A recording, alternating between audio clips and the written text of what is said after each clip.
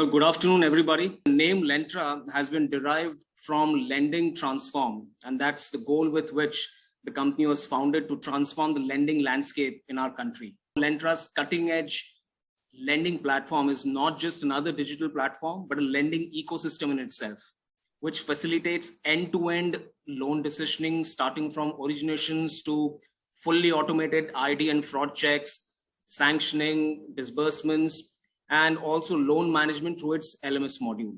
So it's an end-to-end lending ecosystem, both in retail as well as business lending. You can actually leverage Lentra's platform for faster and more effective credit distribution as well as market penetration. Good afternoon to everyone. So all the large modules you can think of, whether it is originations, business rule engine, LMS, or ledger, collections, reports, all of these modules, they really work as microsystems for us. And within these modules, there are lots of microservices. As a platform, we have the time to market advantage for you. We can set the journeys, the proven loan journeys are already there with all the third-party interfaces. We turn that in a way that you have the time to market advantage. Any growth NBFC which is trying to find its space and is trying to look at how to build a business on an OpEx model, we are here to help on a consumption-based pricing. So this is just a very quick demo to see how our instant lending platform works through. So I'm trying to process a bullet loan here, and first thing is to see whether it's an existing to bank customer. So if you have a PAN number, I just take a PAN number, and maybe if the KYC is expired, we use the eKYC module to do an OCR and fetch the details, and then do a quick verification. And now we know that, okay, it's an existing customer. So you have some existing loan. Maybe I want to now apply for a new loan. So for a business loan, there could be different, it could be a term loan, it could be a limit, kind of whether it's a working capital or some sort of a credit card. In this case, let me just do a bullet loan. So it starts by fetching the GSTN number. If you have multiple GSTN number, getting through an option and getting an OTP validated.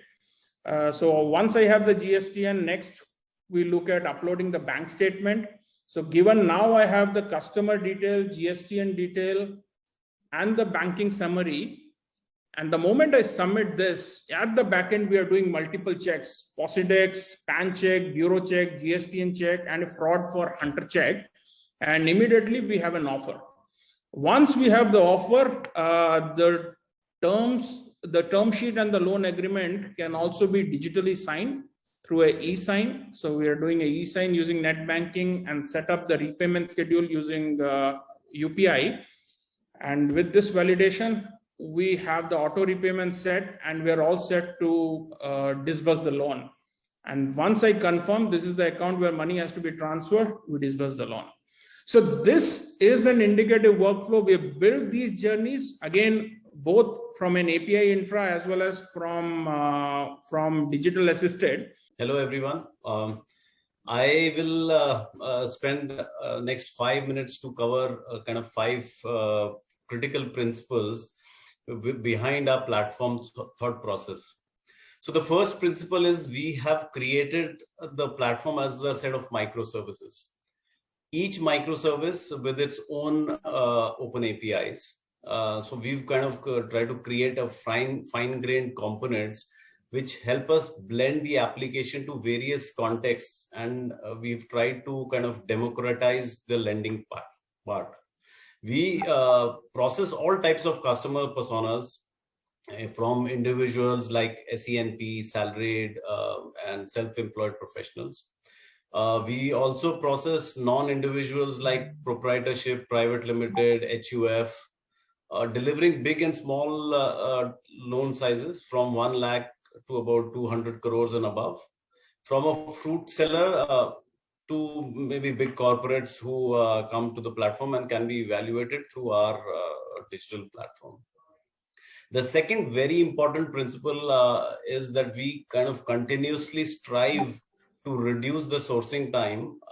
And for that, we've kind of been trying to have digital integrations to fetch data points about applicants from government, non-government sources through ESB layer, which we call as go-getter. So be it CIBIL data, profit and loss, balance sheet data, CIBIL data, all of those are automatically fetched. Furthermore, we enable auto valuation of all these parameters, which kind of are above 5,000 data points through our business rule engine, which is called Brex. A typical business loan on our platform can be given an in-principle approval to the underwriter or to an STP within 25 minutes. So that is the kind of TAT that we are trying to reduce, and we are continuously innovating in that space. The third very, very important concept for us, which drives our features that we put on the platform, is the business growth for our customers. We have developed the platform as an open API architecture to not only enable the typical DSA, DST, the BC dealer-driven sourcing models, but also to amplify reach by embedding our APIs on various B2B, B2C apps like HUL, Shikhar app, Byju's agent app, Maruti Nexa, Reliance, JioMart, etc., which I think Ankur also kind of touched upon. The fourth very important aspect for us is security. And since we are a SaaS platform and we keep a lot of customer PI data, we are very, very, we always try to make sure that our services are compliant. And for that, we do a vulnerability and a penetration testing for each and every release that we make for the platform.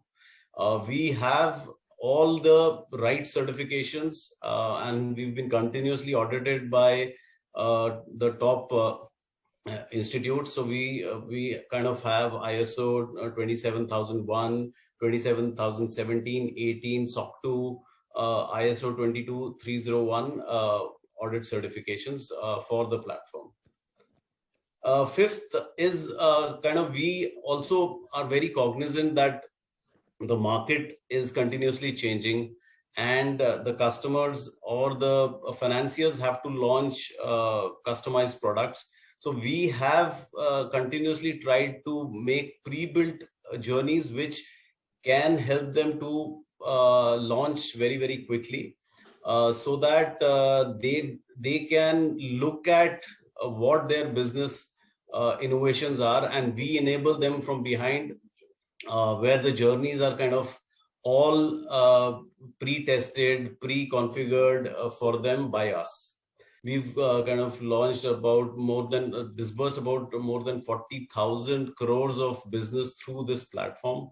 Good afternoon, everyone. I'll be starting with the assisted journey. For this one, I have logged in with a user's credential who already has a case for him to work upon. By choosing the case, immediately after the login, the user gets this is what we call dashboard. So the dashboard has all the cases lined up for the user to start working on. The journey is bifurcated into the 7 steps. Right now, as soon as I have clicked, we are into the case login steps of the journey, and the case login is bifurcated into these 7 steps. This is essentially the step taken by the salesperson or the person, the sales representative, to have the customer onboarded for the loan application. Sourcing for the first screen, where we capture the or we establish the contactability with the individual by getting the mobile number and other information verified. The mobile number has the OTP verification and is indicated by a green verified tick that this the OTP verification is successful. Similarly, we have the mobile number and additional details such as the PAN number getting captured and being verified through digital means, where on the PAN number verification, we have the details auto-populated on the application. Next is the area where we are capturing the application details, such as loan facility is a secured business loan. The loan type is the actual LAP BT and with a top-up one. the requested amount and additional details to have the customer onboarded on the basic details. Now, demographic page is where the deal structure is getting decided. So here the primary applicant, co-applicant, guarantor, contact persons can be added by click of a button. Depends on what kind of entity it is, whether it's an individual or a non-individual constitution. The screen design or the fields changes to have the details captured for that particular legal entity. Here, since the primary applicant is a registered entity, we have the provision to verify the GSTN, the business PAN, the SIN details, the SIN number. And the reason for verifying all these APIs is to get the next level details auto-populated on screen, which are highlighted in green color. So by these cascaded API calls, we were able to fill in the details in terms of the basic company details, company name, date of incorporation, date of commencement of business, along with the address details as per the MCA status, and the director's details underlying to that particular SIN as per the filing done to MCA. From these details, from the director's details, the user can also see the additional details in terms of their shareholding percentage, what is the designation, or the PAN number or the DIN number of the directors as per the MCA records. By click of a button, these directors can be onboarded as a co-applicant, as a guarantor, or as a contact person. As you can see, two of the individuals have been onboarded as a contact person here by click of a button, and their details gets auto-populated in terms of the details such as their name, mobile number, and other contactability parameters. This was for an entity. The co-applicant is an individual here. Where on the by choosing the customer constitution as individual, we have the additional details that can be captured and verified. So individual KYCs such as PAN, voter ID, passport, driving license, NREGA job card, or any other standard document such as the electricity bill or the gas bill can be verified through digital means. On verifying the OBDs or the KYCs, we have the details auto-populated for the individual. And some quality parameters also getting captured, the individual's address and the employment details. After capturing or getting these details verified through all the means, we have the basic details to capture to trigger the bureau of your choice. So this is where the multi-bureau comes into picture. By capturing these details, we are set to trigger the bureaus, the bureau of your choice. The system also is validating whether I have filled in all the mandatory details or not. If not, the same will be highlighted and the user will be able to move ahead. After filling in the demographic details, verifying the KYC, and triggering the bureau of your choice. Next is the area where we can capture the bank statement of the individual or the entity, and also call the ITR to have the income details verified from the API call. Here you can see that for the primary applicant, we have triggered the bank statement analyzer. We have two ways where the bank statement can be analyzed. A, by uploading the statement directly on the screen. So if the customer has shared the PDF or the scanned images of the bank statement, that same can be uploaded. The other one is where we send a link to the customer to either upload the bank statement or log into the net banking and do the and trigger the analysis. In all the options, the file, which is what we call raw file or the original bank statement, will also be available for the user to download in the system, and also the XML or the Excel file for the bank statement analysis will be available for the user to download and view offline if the need be. Same goes for ITR call, where the link can be sent to the individual, and the user can log in with the ITR credential to have the same analyzed digitally. Multiple collaterals can be onboarded by click of this plus button. Here, both movable and immovable properties can be onboarded as a collateral.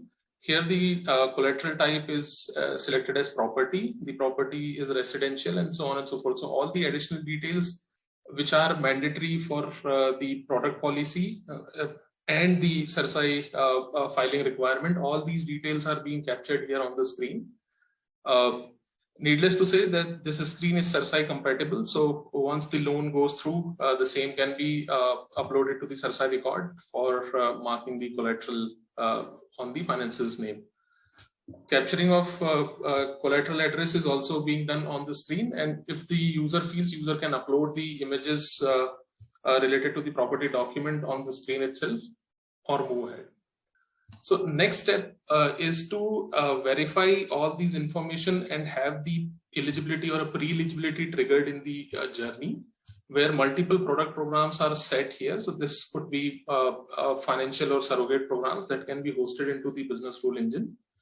Here the program specific inputs are flowing automatically from the API calls, and those are highlighted here. So for cash profit, for gross turnover, or any other method of your choice can be hosted into BRE, where the BRE call can be made and the output will be available for the user in terms of eligible amount, EMI, tenure, FOIR, and LTV if applicable, and the rack rate or the index rate if being followed by the financier. Once the eligibility is triggered and the selected programs, the program is selected to be onboarded for the applicant and co-applicant, the user can see the next screen as pricing and cross-sell, where the initial money deposit or the processing fee can be captured from the customer. Here, all the modes of payment capturing are supported. The payment can also be bifurcated into different modes, such as the half of the amount can be into a different mode, and so on and so forth. Also, if it's a receipt-based transaction, the receipt can be uploaded here. At the end, we have the list of document or LOD screen. This is also a configurable screen where the input is coming from the demographic page. So if the entity, if the primary applicant is an entity and the co-applicant is an individual, what type of document becomes mandatory and non-mandatory to be captured for different constitution is being hosted in-house. This screen can be controlled by an Excel file upload. Here are some additional features available on screen. If any of these documents are digitally verified throughout in the journey, for example, we have verified SIN details for the entity, the same gets a tag of digitally verified, and the user can mark the validity or the document reception in terms of whether the same is received, deferred, waived, so on and so forth. The mandatory documents cannot be waived, cannot be deferred. If any of these additional document is deferred, then deferred till what date has to be captured. The OSV status is obtained on screen. Also, the user can immediately mark these documents for RCU check as yes, and select the agency of their choice to trigger for the RCO or FCO from this screen itself. So all the documents that has been captured so far is can be sent to the RCO agency for their immediate work.